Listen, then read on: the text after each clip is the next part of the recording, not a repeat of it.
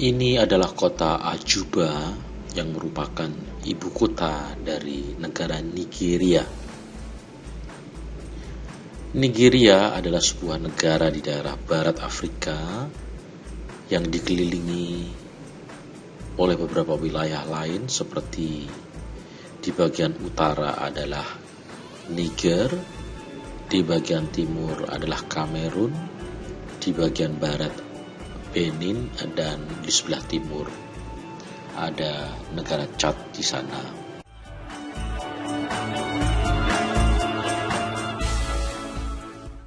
Nigeria sendiri mendapatkan kemerdekaan secara penuh pada tahun 1961 setelah setahun sebelumnya diberikan mandat kemerdekaan oleh Inggris.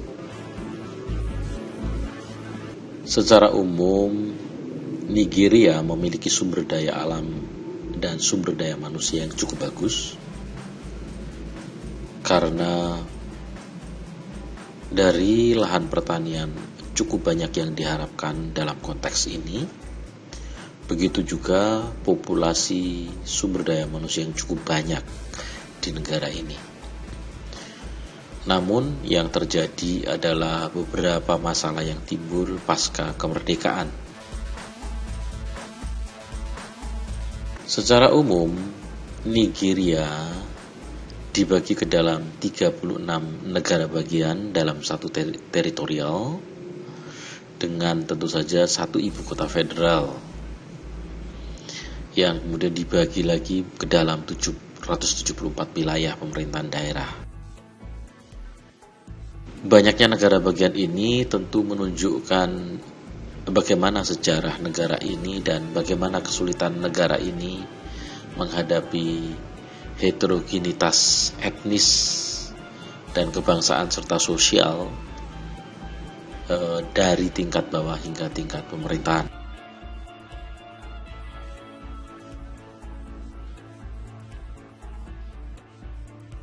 Dari sektor pemasukan sentral Nigeria, sebetulnya di bidang ekonomi pertanian cukup bagus. Namun sejak pemerintahan Nigeria didesak untuk membayar pajak yang tinggi pada pemerintah kolonial, maka tekanan ekonomi menjadi sangat berat, sehingga pihak asing kemudian melihat peluang yang sangat besar dalam bidang tambang di delta Niger yang belum terolah dengan baik sebelumnya.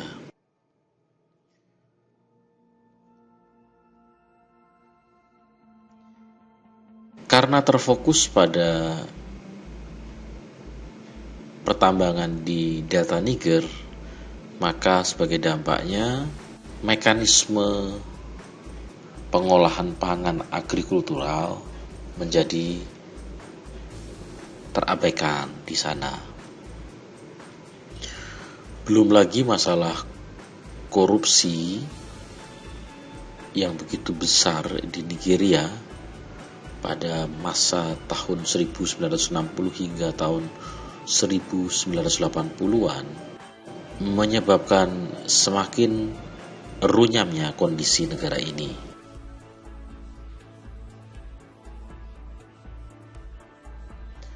Secara umum, Nigeria memiliki penduduk yang sangat padat dan boleh dikatakan wilayah terpadat di Afrika. Dan secara etnis maupun paham, Nigeria terbagi menjadi berbagai macam etnis, dan perbedaan etnis ini yang kemudian dipakai oleh kelompok-kelompok politisi maupun kelompok-kelompok dominan di sana untuk kemudian memaparkan isu ini sebagai dasar mereka untuk melakukan pembebasan tanah di masing-masing wilayah di daerah Nigeria.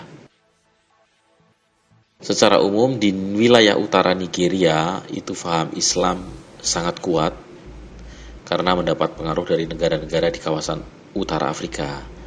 Sementara faham Kristen sangat kuat di wilayah selatan Dan mereka kerap kali masing-masing kelompok ingin menggunakan hukum agamanya masing-masing untuk menerapkan secara merata di seluruh Nigeria. Tentu saja landasan primordial semacam itu kemudian menjadi masalah yang besar. Sumber daya alam secara geografis terdapat lebih banyak di wilayah selatan Nigeria. Itu disebabkan karena interaksi perdagangan di wilayah selatan itu merupakan wilayah pantai yang lebih intens. Dan kesenjangan ekonomi antara wilayah selatan dan wilayah utara Nigeria sangatlah besar. Sementara wilayah utara Nigeria merupakan wilayah yang sangat miskin, sementara wilayah selatan Nigeria sangat kaya raya. Banyak para ahli memandang bahwa ini merupakan akar permasalahan dari munculnya kelompok-kelompok militan di Nigeria.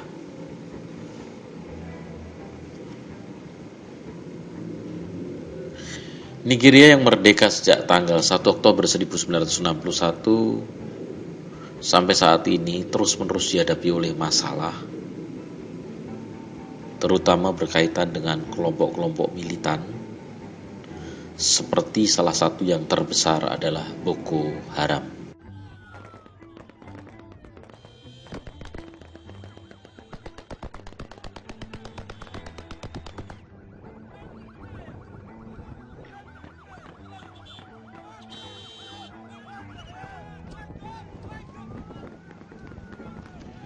Boko Haram adalah nama sebuah kelompok jihad dengan paham Islam fanatik yang didirikan oleh Muhammad Yusuf pada tahun 2002. Kelompok ini secara internasional disebut sebagai The Congregations of the People of Traditions for Proselytism and Jihad. Kelompok ini melakukan aktivitas yang sepenuhnya bertujuan agar seluruh wilayah Nigeria menggunakan hukum syariat Islam murni dan menghalangi seluruh perkembangan sosial dan budaya yang dipengaruhi oleh negara barat. Selama tahun didirikannya kelompok ini, mereka secara membabi buta melakukan penyerangan dan pengerusakan terhadap bangunan gereja, sekolah-sekolah, serta tak segan mereka melakukan pembantaian terhadap sejumlah aparat pemerintahan.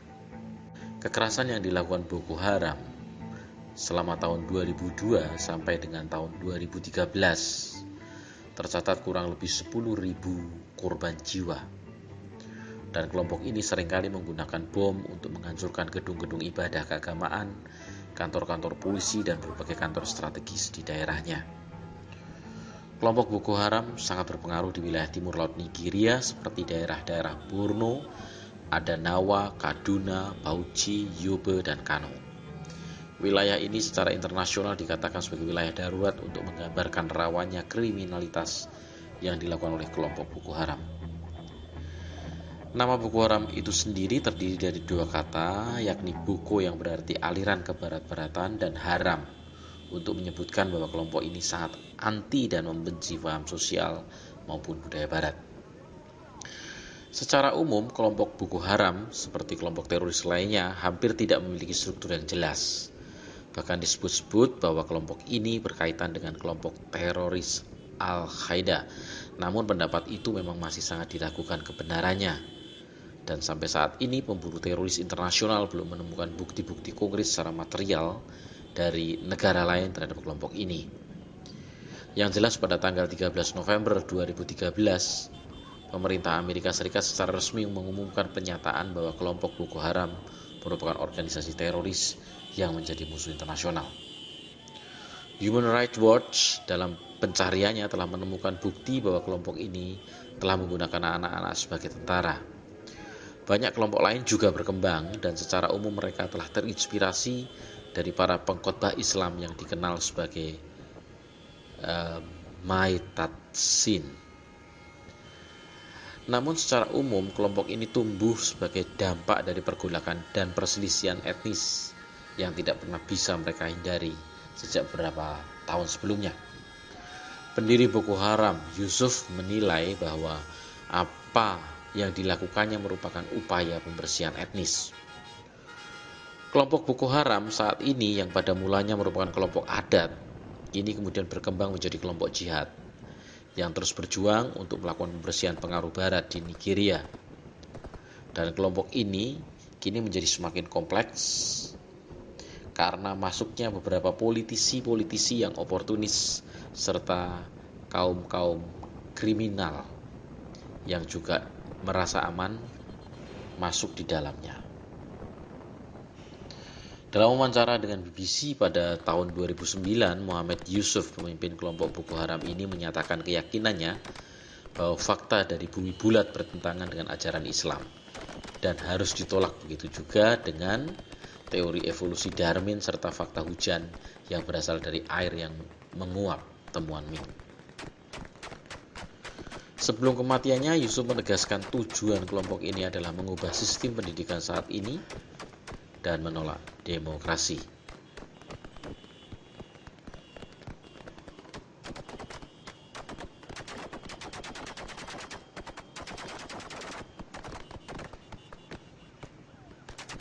Kelompok Boko Haram pada prinsipnya tidak hanya memusuhi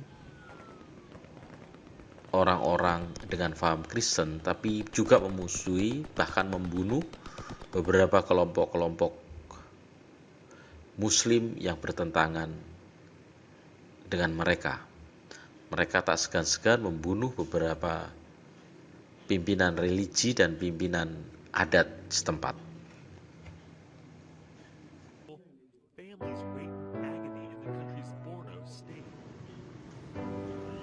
Kasus paling tragis yang merupakan klimaks dari serentetan teror Boko Haram di Nigeria adalah kasus penculikan terhadap 276 gadis remaja di asrama sekolah Chibok pada tanggal 14 April 2014 yang lalu.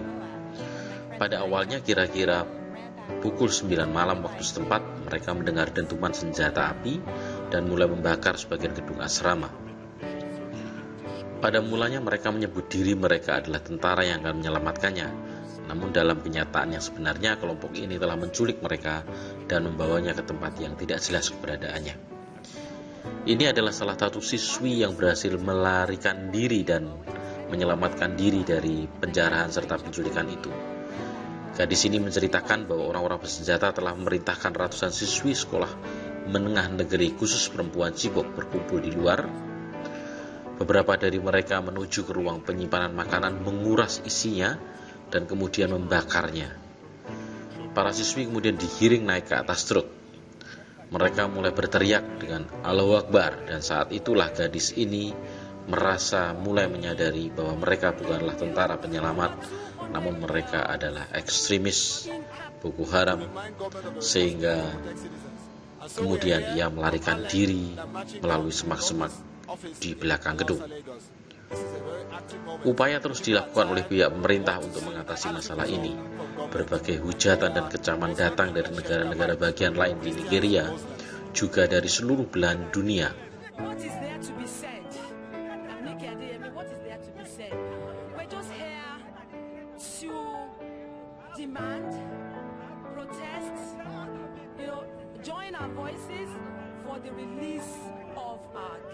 Over 200 girls in captivity. It is just unheard of. So we're just here. There's nothing more to be said than just to say, do all in your power to ensure that the girls are released.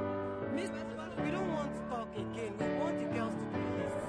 Let the presidency do everything within its power. So what's your objection and Intelligence, and then bring back the girls. If it requires force, please let him go ahead and use it. We cannot put our life in danger, continue to put our children's life in danger. Can you imagine if the girls were wanted to be one of my own children? Mereka menganggap bahwa masalah ini adalah masalah kemanusiaan, bukan lagi masalah faham, namun lebih merupakan kejahatan yang tidak bisa ditolerir. Mereka menyerukan agar gadis-gadis segera dikembalikan ke keluarganya. Perlu diketahui bahwa gadis-gadis yang ada dari antara 276 yang menurut video terakhir dipaparkan telah diislamkan, mereka bukan saja siswa-siswi yang beragama Kristen, namun mereka juga sebagian adalah beragama Muslim. Sebagian besar pengamat menyatakan bahwa video tersebut merupakan rekayasa mereka di bawah paksaan dan ancaman kematian sehingga mereka terpaksa melakukannya. Bagaimanapun juga, konflik yang kian babi buta hanya akan menenggelamkan kejayaan dari seluruh pihak yang terlibat di dalamnya. Nasib para remaja sekolah Chibok, Nigeria, merupakan tanggung jawab seluruh umat manusia di dunia yang mengerti rasa kemanusiaan yang paling dalam, terlebih untuk merasakan bagaimana nasib masa depan mereka dan bagaimana kesedihan yang dirasakan oleh sanak saudara dan keluarganya. Bayang Reka TV melaporkan untuk Anda.